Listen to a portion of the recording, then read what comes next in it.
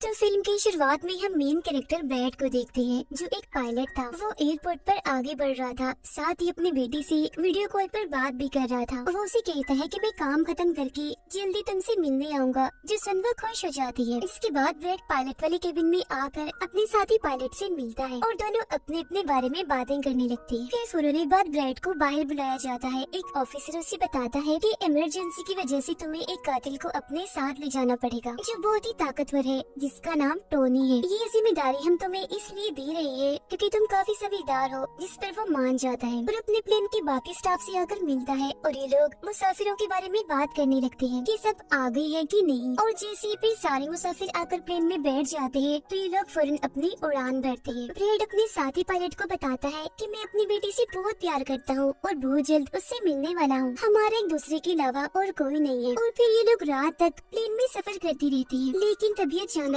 मौसम बिगड़ने लगता है, जिस वजह से ब्रैड परेशान नजर आता है क्योंकि उसे कुछ ठीक नहीं लग रहा था। वो सभी मुसाफिरों को सीट बेल्ट बांधने के लिए कहता है। रेडियो के जरिए वो अपने सेंटर से बात करने की कोशिश भी करता है, पर उसकी बात नहीं हो पाती क्योंकि आहिस्ता आहिस्ता यहाँ के सारे रेडियोस काम करना बंद कर देते हैं। अब तभी अचानक बिजली का तेज झटका प्लेन से आकर लगता है, जिस वजह से प्लेन हिलने लगता है। ब्रैड को फिक्र होने लगी थी, इसीलिए जब वो सारे मुसाफिरों को देखने जाता है तो उसे सुकून की सांस आती है क्योंकि सब मुसाफिर ठीक थे। पर यहाँ धीरे धीरे करके लाइट बंद होती जा रही थी, जिस बीच एक बार फिर प्लेन को झटका लगता है, जिससे ब्रैड गिर जाता है और उसके माथे पर चोट लग जाती है। इस सारी सूरत हाल की वजह से सारे ही मुसाफिरों की हालत खराब होने लगी थी। ब्रैड वापस केबिन में आकर अपने साथी के साथ मिलकर प्लेन को संभालने में लग जाता है। काफी मुश्किल टाइम था उनके लिए क्योंकि एक तो रेडियो काम नहीं कर रहे थे, ऊपर से स्क्रीन पर भी उन्हें आगे का कुछ भी दिखाई नहीं दे रहा था। तब ब्रैड कहता है कि हमें प्लेन को नीचे लाना होगा क्योंकि अगर एक और झटका लगा तो प्लेन तबाह हो जाएगा। तो फौरन ये लोग प्लेन नीचे लेने लगते हैं। सारे मुसाफिर डरे हुए थे। एक औरत फिर अपनी सीट बेल्ट खोल देती है। उसे देखकर टोनी का ऑफिसर भी ऐसा ही करता है। प्लेन क्योंकि नीचे की तरफ जा रहा था तो ऊपर वाली साइड से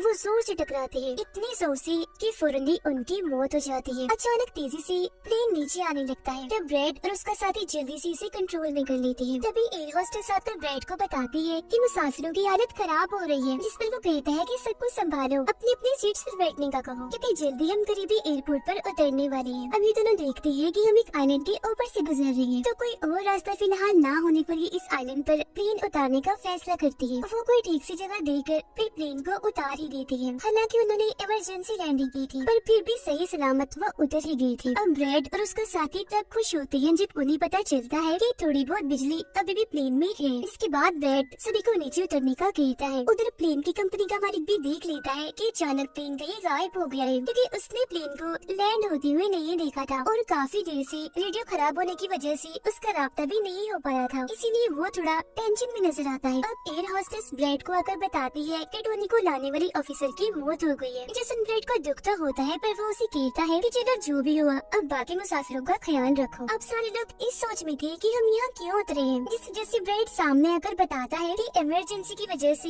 हमें यहाँ उतरना पड़ा। प्लेन में अभी भी थोड़ी बहुत बिजली मौजूद है, जिससे हम बाकी बिजली की चीजों को ठीक कर लेंगे। तब तक आप लोग यहाँ आराम से रहिए, खाना पानी मिलेगा और रहने की जगह भी, और आप लोग घबराइएगा नहीं, बहुत जल्द हम यहाँ से निकल जाएंगे। उधर प्लेन कंपनी के मालिक की मुलाकात एक रेस्क्यू एक्सपर्ट से होती है, जो ऐसे लोगों को खोज निकालने का काम करता है जो मुश्किल में कहीं फंसे होते हैं। कंपनी का मालिक उसे कहता है कि मुझे मेरे प्लेन की सारी डिटेल्स, जैसे कि वो कहाँ गया, उसके वर्कर्स, मुसाफिरों की सबकी जानकारी चाहिए। अब ब्रैड प्लेन के पास आकर उसे ठीक करने में लग जाता है, पर वो देखता है कि प्लेन में पावर बिजली काफी कम है, इसीलिए इनको इंतजार करना होगा क्योंकि रेडियो भी अभी काम नहीं कर रहे। फिर जब वो इस बारे में अपने साथी पायलट को बताता है तो उसका साथी नक्शा देखकर बताता है कि हम एक प्राइवेट आइलैंड पर फंसे हुए हैं। ये कोई आजाद जगह नहीं है, बल्कि यहाँ एक प्राइवेट आर्मी का कब्जा था, जो बुरे लोग थे क्योंकि उसमें सारे ही गुंडे थे, और अगर उन्होंने हमें कोई भी नुकसान पहुँचाया तो गवर्नमेंट भी हमें नहीं बचा पाएगी। जैसन ब्रैड कहता है कि अब कैसे भी करके हमें अपनी रेस्क्यू टीम को यहाँ बनाना ही होगा ताकि वो आकर हम सबको बचा ले, क्योंकि यही एक रास्ता है यहाँ से निकलने का। अब ब्रैड सबके पास आकर उन्हें बताता है कि किसी खराबी की वजह से रेडियो अभी भी काम नहीं कर रहा, जो सुनकर सारे लोग काफी परेशान हो जाते हैं। ब्रैड उन्हें भी तसल्ली देता है कि हम आइलैंड की दूसरी साइड पर जाकर रेडियो को ढूंढेंगे और अपनी टीम से रेस्क्यू टीम को यहाँ भेजने के लिए कहेंगे, जो आकर आप सबको बचा लेगी और मेरे साथ टोनी जाएगा। ये कहकर वो टोनी की हथकड़ी खोल देता है और ये लोग आगे बढ़ जाते हैं।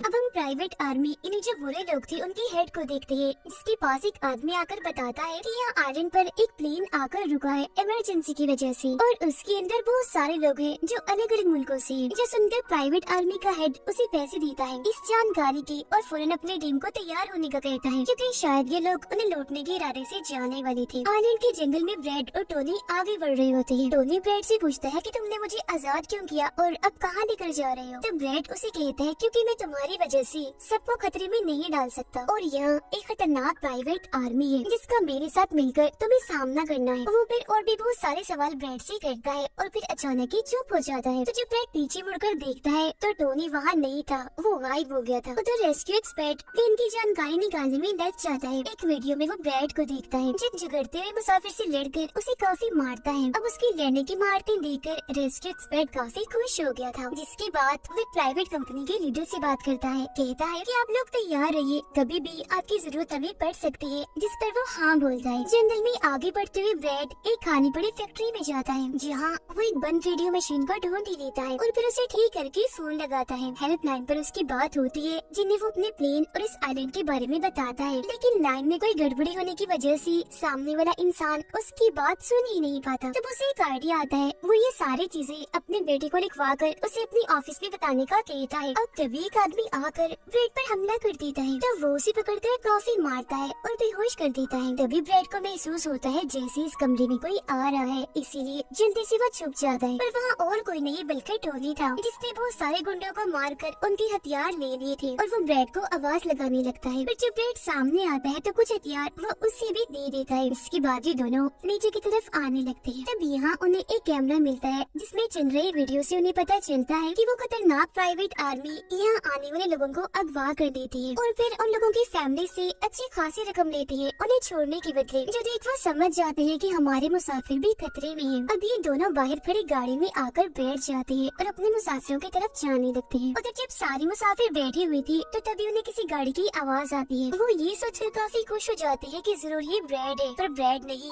वहाँ तो वो खतरनाक प्राइवेट आर्मी थी। वो गोलियां चलाकर इन लोगों की तरफ बढ़ रही थी। इन गोलियों की आवाज ब्रैड और टोनी ने भी सुन ली थी। प्राइवेट आर्मी का एक पायलट से सभी मुसाफिरों की लिस्ट मांगता है। तब जल्दी से एयर होस्टेस उसे लिस्ट लाकर दे देती है। फिर वो हेड पूछता है कि तुम्हारा सीनियर पायलट ब्रैड कहाँ पर है, जिस पर वो बताता है कि किसी काम से वो जंगल में गया था पर अभी तक वापस नहीं आया। इसी दौरान एक औरत वहाँ से भागने की कोशिश करती है, पर वो लोग गोली चलाकर उसे मार देते हैं। ये आवाज सुनकर ब्रैड उनकी मदद करने के लिए भागता है, पर टोनी उसे रोक लेता है। गुंडे सारे मुसाफिरों को बस में बिठाने लगते हैं, क्योंकि वो इन्हें अपने साथ ले जा रहे थे बंदी बनाकर। उनका लीडर अपने दो साथियों को कहता है कि प्लेन में जाओ और सारा जरूरी कीमती सामान ले आओ, जिसके बाद खुद वो सारे मुसाफिरों को लेकर यहाँ से निकल जाता है। तब ब्रैड टोनी पर गुस्सा करने लगता है कि वो हमारे लोगों को ले गए और तुमने मुझे जाने ही नहीं दिया, जिस पर टोनी उसे समझाता है कि वो काफी बड़ी आर्मी थी, खतरनाक लोग हैं वो, अगर तुम चली भी जाती तो इतनी बड़ी आर्मी से अकेले नहीं लड़ पाती। फिर अभी दोनों दुखी तो थे पर आगे बढ़ जाते हैं और उन दोनों गुंडों को पकड़ लेती है जो प्लेन से कीमती सामान ले रही थी। ब्रैड गन पॉइंट पर उनसे पूछता है कि मुसाफिरों को लेकर कहाँ गया होगा तुम्हारा हेड, जिस पर वो बताता है कि यहाँ एक खाली फैक्ट्री है, वहीं गए होंगे वो लोग। अब रेस्क्यू एक्सपर्ट को ब्रैड की बेटी से उधर की सारी सूरत हाल का पता चल गया था, यानी कि उनका प्लेन वहाँ एक आइलैंड पर फंसा हुआ है और साथ ही वहाँ एक काफी खतरनाक प्राइवेट आर्मी भी है। वो इस बारे में प्लेन कंपनी के मालिक को बताता है, जिस पर वो कहता है कि फौरन अपने प्राइवेट टीम और रेस्क्यू टीम को भेजो। फिर ये लोग जैसे तैसे करके उस आइलैंड और उनके प्लेन को ढूंढ लेते हैं। जब इनके बीच फैसला होता है कि प्राइवेट टीम का लीडर सबसे पहले वहाँ जाएगा अपनी टीम के साथ। उधर एक गाड़ी के जरिए ब्रैड और टोनी फैक्ट्री की तरफ जा रही थी, जिसके पास पहुंचकर ये चुपके से अंदर घुस जाते हैं, जहाँ वो सारे गुंडे मुसाफिरों की वीडियोस बना रही थी, ये दिखाने के लिए कि कौन सा मुसाफिर किस मुल्क से है। अब प्राइवेट टीम भी प्लेन के पास पहुंच जाती है, पर इन्हें जब वहाँ कोई नहीं दिखता तो टीम का लीडर प्लेन के अंदर जाकर चेक करता है, जहाँ 2 लोगों की लाशें थी। इसके अलावा वहाँ ब्रैड का छुड़ा हुआ मैसेज भी मिल जाता है, जो कि उस फैक्ट्री तक आने का रास्ता था। फैक्ट्री में दोनों छुपकर उन गुंडों पर नजर रख रही थी, जिनमें से 2 गुंडों को वो पीछे से आकर पकड़ लेते हैं और मुंह बंद करके उनका दम घोट देती है, जिससे उनकी मौत हो जाती है।